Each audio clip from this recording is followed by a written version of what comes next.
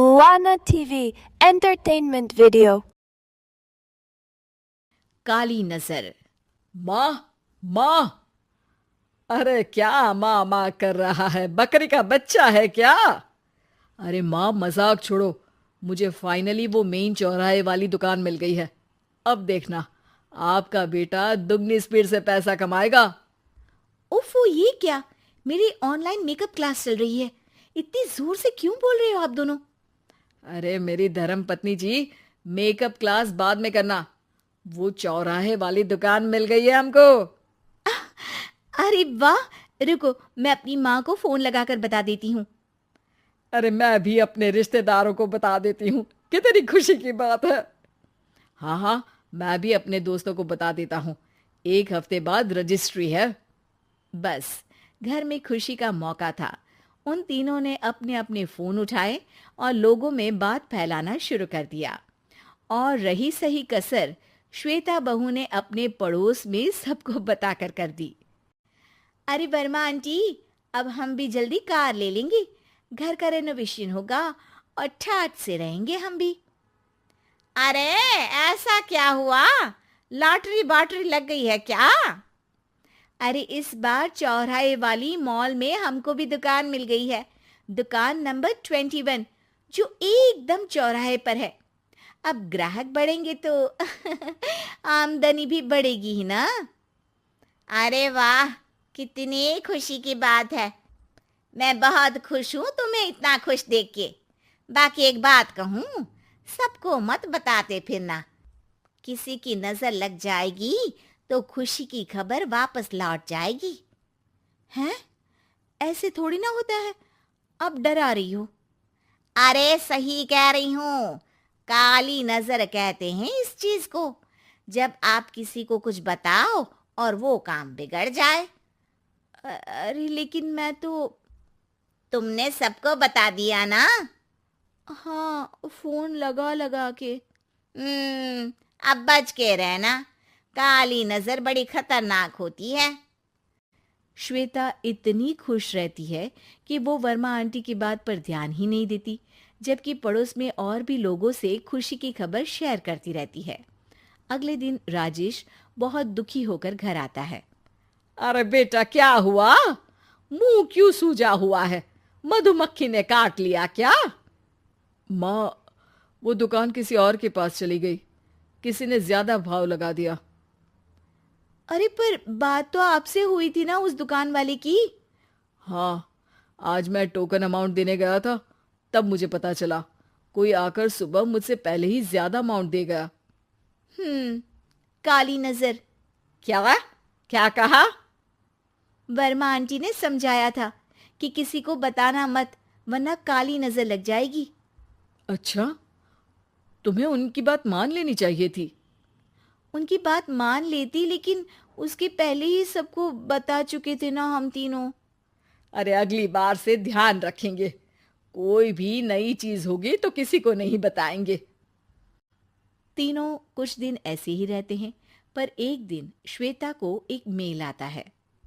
राजेश, मेरा online makeup course complete हो गया। अब मैं खुद का पार्लर खोल सकती हूँ। अरे वाह, अपने मोहल्ले में ही खोलते हैं। ये जो घर के सामने दुकान है ना, वहीं। हाँ, यहाँ सस्ती भी मिल जाएगी। अगले दिन श्वेता वर्मा आंटी के पास जाती है, मिठाई का डब्बा लेकर। अरे आओ आओ, कैसे आना हुआ? जोर से नहीं बोलूंगी। वो सामने वाली दुकान है ना, वहां मैं अपनी पार्लर की दुकान खोलने वाली हूँ, उसकी मिठाई है। अरे वाह, बहुत बधाई हो तुमको। हाँ, मैं कमाने लगूंगी तो राजेश पर पूरे घर का बोझ नहीं रहेगा ना आंटी जी। ये तो है। पर ये बता कि तूने ये बात किसी और को तो नहीं बताई ना? अरे नहीं नहीं, पिछली बार गलती कर दी थी। काली नजर लगी किसी की और राजेश के हाथ से वो दुकान चली गई थी। सबको मत बताना। चलो मैं चलती हूँ, कल दुकान की बात करने भी तो जाना है। अगले दिन श्वेता दुकान के लिए मालिक से बात करने जाती है। अरे लेकिन दुकान तो हम कल रात को ही किसी को दे चुके हैं। कल ही? हाँ, कल ही। 2 दिन बाद कोई यहाँ पार्लर भी खोल लेगा। अब कहीं और दुकान देख लीजिए। अरे पर हमको भी तो पार्लर ही खोलना था। हाँ भाई, एक ही दुकान है, आधी आधी तो नहीं दे सकता ना मैं। राजेश और श्वेता घर पर हताश होकर आ जाते हैं। इस बार तो किसी को बताया भी नहीं था, अब किसकी काली नजर लग सकती है। सुनो, तुमने माँ को बताया था क्या? अरे कैसी बात कर रही हो? माँ की नजर थोड़ी ना लगेगी। पक्का तुमने किसी को नहीं बताया था ना? सिर्फ वर्मा आंटी को बताया था, उन्होंने ही मुझे किसी को नहीं बताने को कहा। अरे यार, तुम भी सही हो। मेरी माँ को नहीं बताने को कह रही हो, पर वर्मा आंटी को बताना तुम्हें जरूरी लगा। अरे वर्मा आंटी ने ही तो काली नजर के बारे में बताया था ना, वो हमेशा हमारा भला ही तो चाहती है। मेरी माँ भी हमारा भला ही चाहती है। अरे पर चिल्ला क्यों रहे हो? बात नहीं कर सकते क्या आराम से? नहीं आता वो आराम से बात करना, और करना भी नहीं चाहता हूं मैं। दुकान जाने का दुख गुस्से में बदल गया था और राजेश और श्वेता में बात बंद हो गई थी।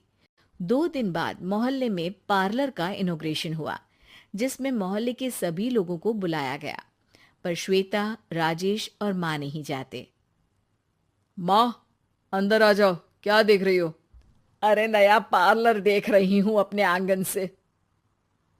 देखो, माँ को दूसरे का सुख देखने में कितना मजा आ रहा है, मेरा दुख नहीं दिख रहा इन्हें। यहाँ मेरा पार्लर भी तो हो सकता था। अरे चुप रहो यार, हर बात में लड़ाई क्यों ढूंढ रही हो? राजेश और श्वेता फिर बहस करने लगते थे। तभी माँ ने दोनों को बाहर बुलाया। अरे जरा देखो तो, दुकान चलाने वाले का बोर्ड पर नाम क्या लिखा है? श्रुति वर्मा। गाड़ी निकाले बेटा, हमें कहीं जाना है। काली नजर का इलाज कराने?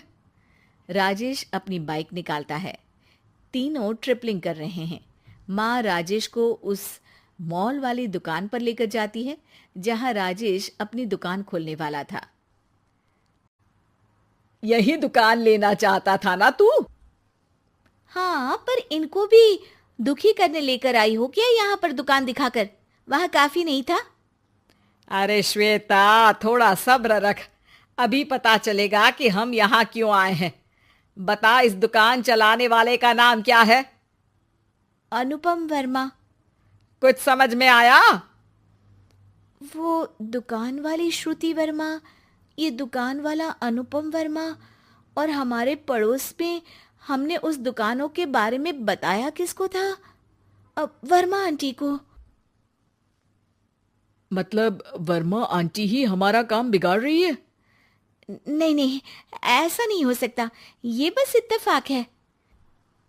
राजेश अपना फोन निकालता है और श्रुति वर्मा और अनुपम वर्मा के नाम फेसबुक पर सर्च करता है, जहां ये दोनों ही वर्मा आंटी के रिश्तेदार होते हैं। श्वेता को समझ में आ जाता है कि वर्मा आंटी की ही नजर काली नजर है। अब क्या करना है?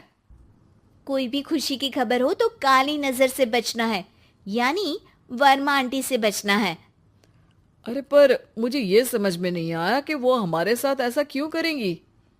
अरे बेटा, एक सीख है, दूर के आदमी को आपकी तरक्की से कम परेशानी होगी, पड़ोसी को ज्यादा। दोनों माँ की बात में हामी भरते हैं और अगला काम चुपचाप करने की कसम खाते हैं, ताकि आगे से वर्मा आंटी कोई काम ना बिगाड़ सके। Thanks for watching. Please like, share and subscribe to my channel.